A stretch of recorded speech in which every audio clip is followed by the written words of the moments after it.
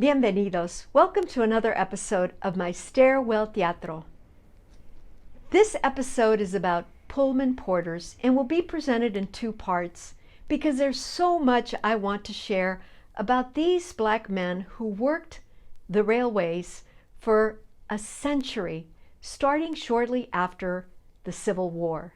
Now you might wonder how my theme of learning people's names and respect connects to the Pullman Porters, and I'm going to tell you.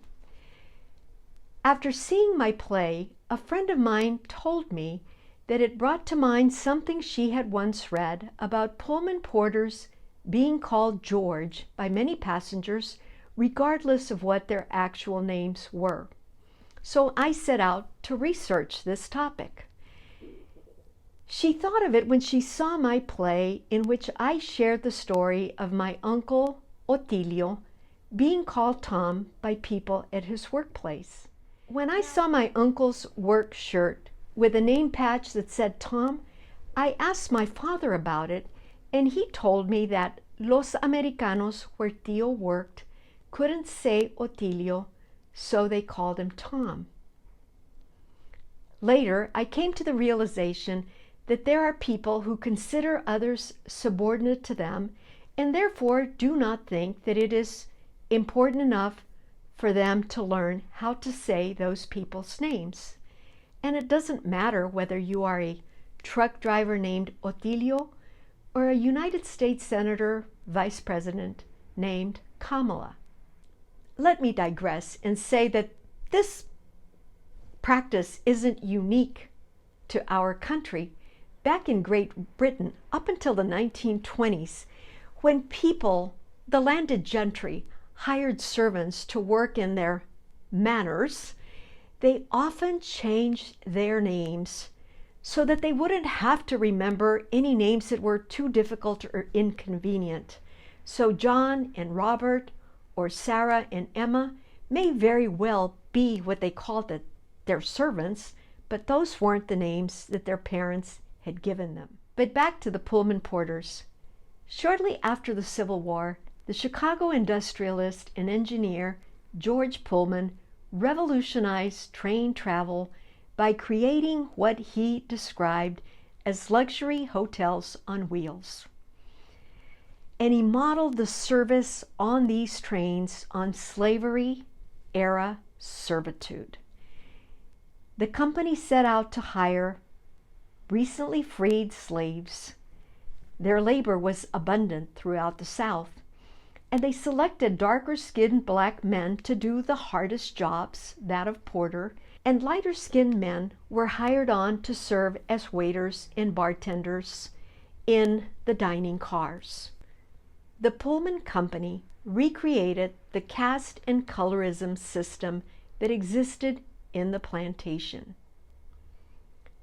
There was a popular saying back then that Abraham Lincoln freed the slaves and George Pullman hired them.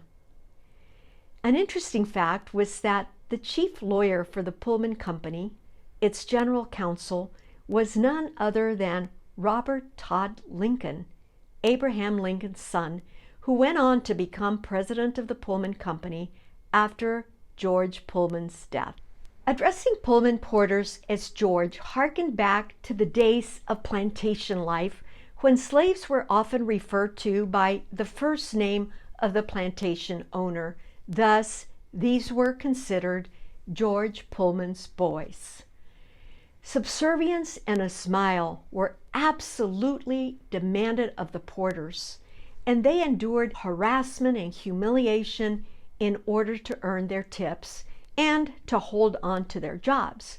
Complaining about being called George or being mistreated in any ways could very well be grounds for being fired. In the 1920s, a group of men whose first or last name was George created a society for the prevention of calling sleeping car porters George, feeling that the use of their name was being demeaned by referring to porters as George. This organization started out as a joke, grew to have 31,000 card-carrying members. Among them were industrialists, senators, military officials, King George of Great Britain, and Babe Ruth, whose given name was George Herman. The Society for the Prevention of Calling Sleeping Car Porters George requested that the Pullman Company provide in each car a nameplate listing the proper name of the porter so that people would stop calling them George. Well, eventually, when the Pullman Porters organized and got their union recognized by the Pullman Company, one of the demands they made as part of the bargaining contract was that each porter was to be provided with a name badge that stated their actual given name. It's important to know the role of the Pullman Porters in order to better understand African American history in this country. Porters helped create the great middle class. They were a key element to the Great Migration, and they had a front and center role in the civil rights movement. Let me also say that Black women were very much a part of creating the Pullman Porters Union. Sisters, mothers, wives, and church ladies were out there organizing, raising money, and advocating for fair treatment. When the International Brotherhood was recognized, it also included Black maids who worked on the railroads. I want to encourage you to look at an excellent 16-minute video prepared by Democracy Now! As part of the National Train Day celebration recognizing the work of Pullman Porters. In this video, you'll see some of the porters who were still living at that time sharing stories about their experiences working the railroads, including what it was like to be called George. I look forward to bringing you the second part of this episode next week. And in the meantime, please check out the blog that provides links to articles, movies, books about Pullman Porters. Thank you so much for watching.